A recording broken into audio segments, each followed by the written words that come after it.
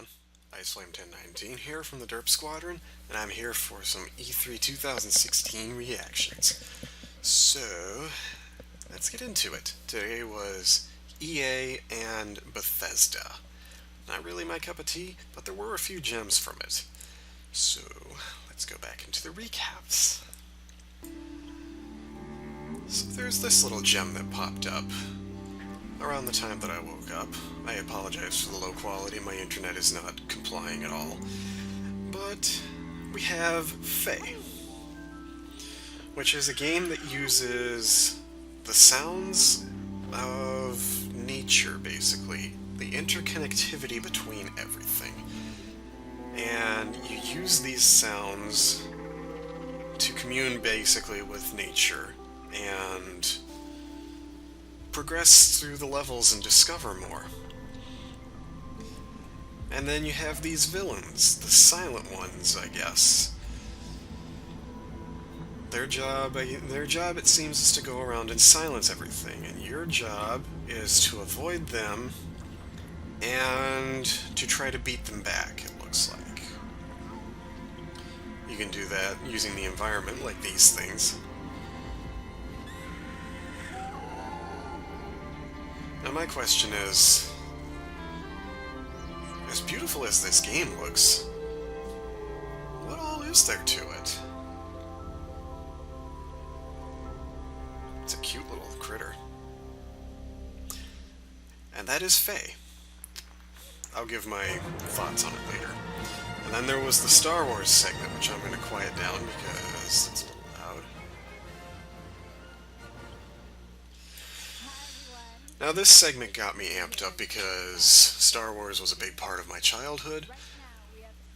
Taking it with a grain of salt though, because episodes 1 through 3 kind of burned me a little bit, it felt lacking. So, as big an impact as Star Wars had on my childhood and getting burned by episodes 1 through 3, I have not seen episode 7 yet. Episode 7 laid the foundation for where they're going to be taking these games now. And they said later on that through games like Battlefront and some of the other things they're going to be playing, that they're going to be pushing out, they're going to be pushing more of the story, more unique additions to the mythos and universe through these games. And I like that, it gets me curious on them. Battlefront 1 and 2 I've played with a friend in New York. I miss playing them with Kieran. I really miss those games. They were a really big impact on me as well. It's nice to see that they're continuing with it. But for the most part, I'm still kind of on the fence because of episodes 1 through 3 and now 7 and all the drama that's been behind it, so we'll see where these games go. It looks like they've got a promising future behind it, and you can see the clip. I'm going to link it in the description. Excuse me. I'm going to link the clips in the description for you people to watch. So, let's move on to the next segment. Quake. My friends and I were not expecting to see this one, but it looks like a really good step up from the old classic that really set the standard for competitive online gaming and just the genre in general. Shooters really take a lot from games like Doom and Quake.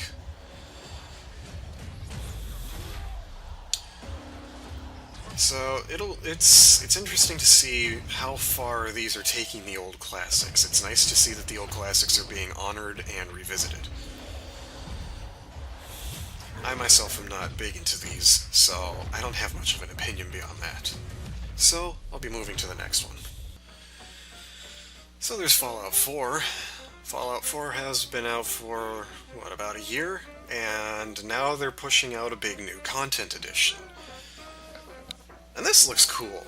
I mean, if I could spend my whole day just doing this, I might get into Fallout.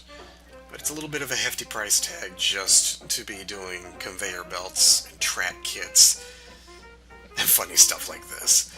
Contraptions. So, there's quite a few different things that are coming out for it. I don't really have much of an opinion on it myself because I've been avoiding games like this because I just don't have the time to invest in them. And when I play games like this, I want to just spend a big chunk of time investing and really getting into the game, and I just haven't had that. So games like Fallout and Skyrim, which is coming up next, I don't really have much of an opinion on. And I know that's kind of boring, but I mean, I'm just giving my reactions to this. That is a big cockroach. That is a huge cockroach. Where's Wally? Okay, I lied. It wasn't next. My memory is dead. I didn't really know what to think on this one either. This one's called Prey, and it looks like another one of those games where you end up getting some sort of unknown creepy power that you end up having to use? I'm not sure. This trailer really left me feeling WTF. And not in a good way either. I mean, this whole segment right here just kind of sums it up. Where am I? What the heck is going on? What is that thing? If this game feels to me like a slightly new take on a commonly used premise. I mean, this looks like Venom from Spider-Man 3. So, that's kind of my initial impression on this. I'm not too terribly impressed by this.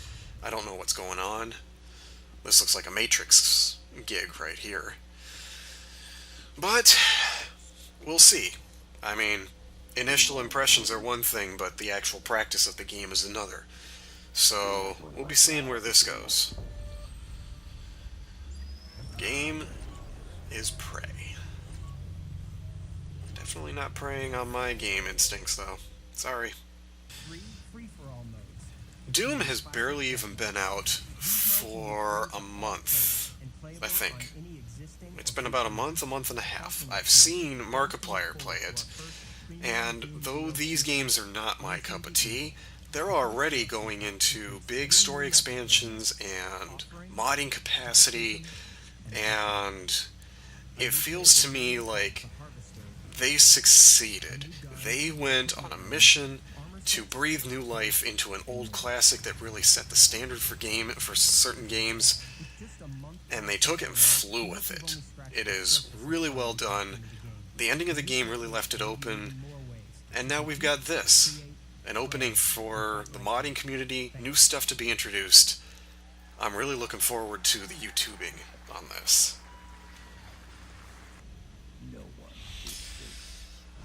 And then there's Skyrim, which I've already said I'm not terribly into. I mean, it's another one of those things that you've got to spend time on, and I haven't had that luxury. So, the improvements look good, I will say that, but I don't have much of a reaction beyond that. And then there's Dishonored 2 that's coming out. I, again, don't really have much of an opinion on this, but from the trailer and what I've seen of what they're... From the trailer and what I've seen of what they're doing with it, it looks like a really good step up from what I've watched my girlfriend play of this game. So, it's nice to see that a sequel is taking a good step up from the prequel. I've seen too many things where the sequel tries way too hard, and I'm not getting that vibe from this trailer. But again, the practice of the game remains to be seen. We've got time warping now, which is... I like this. I mean, time warping is nothing new in a game series, but I like this little device here that you can see between the two time realms. That's an interesting little mix-up, and it gets me curious on how this game's gonna fare. So, to wrap things up, Faye was a nice little surprise. I like what I'm seeing there.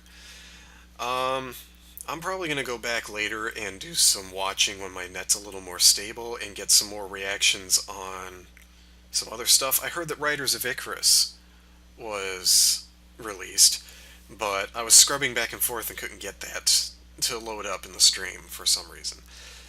That particular segment wasn't loading, and I'm really sad about that. I don't know what's going on.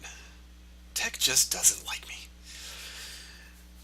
I'm really looking forward to the Sony and PC gaming and Microsoft stuff tomorrow, because you never know what gems you're going to see there. And I'm really looking forward to Kingdom Hearts 3, Final Fantasy 7, and who knows? Who knows what else? And then Tuesday is Nintendo. So, really looking forward to this stuff. But that's about all the time I have. I gotta wrap this up. So, leave some likes and subscribes. I know our channel's been kind of dead, but life's been kind of pulling this. So, another one of those. It's been a little difficult. We're going to be bringing more content, and hopefully this E3 stuff will be a nice little jump start to it. So, if you like what you've seen, or if you have any suggestions or anything that you'd like to see from the channel, please leave some comments, like and subscribe. It really keeps us going. Thank you again for watching, and this is Ice Flame signing off until tomorrow. Bye-bye!